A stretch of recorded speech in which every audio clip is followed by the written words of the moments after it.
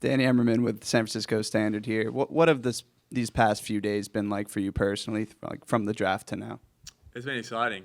Obviously, kind of not sure where you're going one day, and then 3 days later you're getting ready to play games with them. So it's definitely exciting, and very thankful to be part of such a cool organisation. And having Andrew Bogut around, he's told me a lot. So yeah, luck of the dice, but I feel like I got pretty lucky. What are some things that Bogut has told you about the Warriors organization? Yeah, well, first thing he said, he loved the city here, loved his time here, likes to get back here, and then just head to toe, the organisation's committed to winning, and everything's trying to get better each year, and the way they play basketball is also very Australian, and I think he understands that, and when he played back in Sydney, he brought that kind of play style, so very exciting. I think it's going to be pretty easy to fit into that play style because that's how we like to play, but yeah, excited. In what way is it Australian? Like, I've never heard that put it that way before.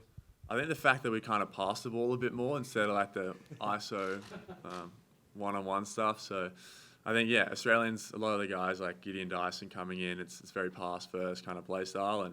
And sometimes that can go the other way and kind of got to be a bit more aggressive. But I think just looking at flying your teammates more and enjoying your teammates' success is a big part of Australian basketball. And then just being tough, being versatile, and being smart basketball players. Hey, Alex, Dalton Johnson, NBC Sports Bay Area. To kind of keep that going, what's your relationship maybe with Taran Armstrong, and just what do you maybe know about his game as well?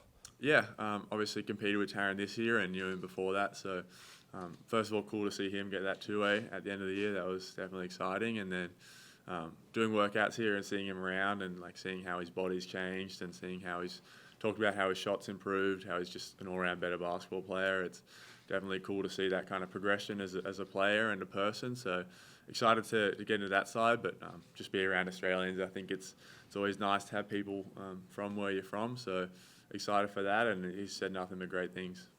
How would you describe just the pre-draft process, going through the combine, all of that? And did you have an idea that the Warriors, their interest was this high in you? I did a few workouts, and this is probably one of my worst ones. So when I got the call, I kind of felt like apologising and saying, like, I'm sorry about the workout, but thanks for doing your job earlier and researching and stuff. But, yeah, it was exciting, and coming from Australia, it's just cool to be in different cities and meet new people and get some free gear as well. It was pretty cool. So, yeah, enjoyed the process, and, yeah, I'm happy to be here. How was the draft workout bad? I mean, you said it was one of your worst workouts. What went wrong? I didn't shoot it very well, and then I probably just didn't play my best. But I mean, that's how it goes. You're gonna have good games, bad games. So I had a few more after that, but yeah, I was excited to get the call and definitely thankful. I saw you were at the Valkyries game last night. I was wondering, did you get to meet Steph, or did you already meet Steph, or Pods, or kind of what was that night like? Yeah, it was incredible. First of all, the atmosphere was unbelievable, and kind of nothing I've ever been like before. So that was cool. And then sat next to Brandon, and that was super cool. He's such a great guy, and had some good conversations, and loves the city and loves the team, and spoke about his process and how he got to where he is. And then saw Steph on the big screen, which was pretty cool. But I'm sure I'll meet him in the next few days.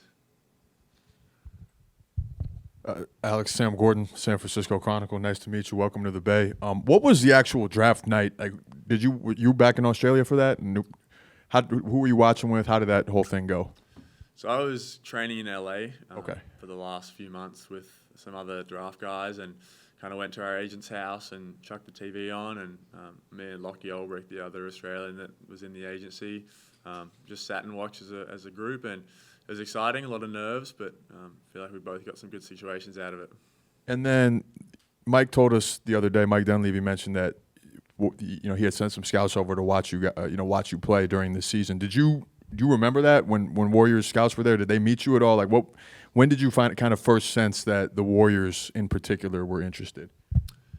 I think the scouts obviously do their job from early on, and I'm sure there's probably games and when I was much younger where I can't remember they were watching or probably didn't even see them, but I think the Blitz, there were definitely a few scouts there and played well, so knew there was going to be some interest, but I think just kind of looking at how I play and how different NBA teams play, I think it's probably one of the best fits possible, so I was excited, and yeah, when I got that call, it definitely made my day. And then to kind of follow on what you just said from a fit standpoint, what do you like about the way your skill set fits with how the Warriors play? Yeah, I think just being versatile. I think being able to play in big lineups, play in small lineups, and be able to set screens, play out the short roll, make shots, make actions, and yeah, find my teammates. So just excited. Thank you. Hey, Alex. Chris Elvers from ABC here in San Francisco. Obviously, you said your workout wasn't great, but how was the interview process that day? It must have gone well, right? Yeah, I felt like I had a pretty good interview, and it's obviously pretty stressful, but after you do a few, it's just another conversation, and they don't want to make it too serious. They want to just hear what you're like and kind of get a sense of your personality. So felt like I was pretty comfortable being myself around them, and they all seem like great guys, and I'm just glad that they believed in me. So excited. Across the board, maybe not with the Warriors, but when guys go through draft process, sometimes they get asked these really oddball questions in the draft process. What was the oddest question you were asked that kind of threw you for a loop? Ooh, I got asked like what my teammates would say about me, and that's a pretty interesting one because like, obviously you got great relationships with your teammates, but like the Australian sense is like there's a bit of banter and like some things that we find funny, other people don't really find too funny. So I think I just had to kind of dull it down to just saying I'm a pretty funny teammate and someone that tries to make a joke now and then. To kind of follow up on that, when you think about the fact that now you're a part of the Golden State Warriors, any players after 20 or so minutes of being drafted that you say, I want to ask them this, I want to pick this person's brain, I want to get to know this person as soon as I meet them because I need to understand this about the franchise? If so, who are those players?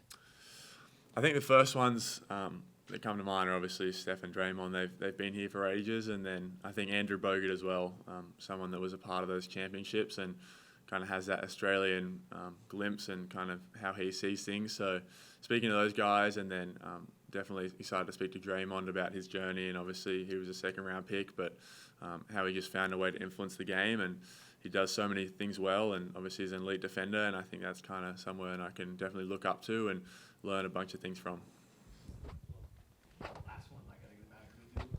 Do you see yourself as more of a 3 or a 4? I think in the NBA today, they're pretty similar. I think either position I play, I think if I play the 3, I had that kind of being able to set screens, pick and pop, pick and roll, had that sense, and then playing at the 4, being able to take guys off the dribble and having that advantage and having a good handle on me. So I think a combination, I think it's just going to be every night you're going to be asked to do something different, so being able to fill both. Great, thank you. Thank you.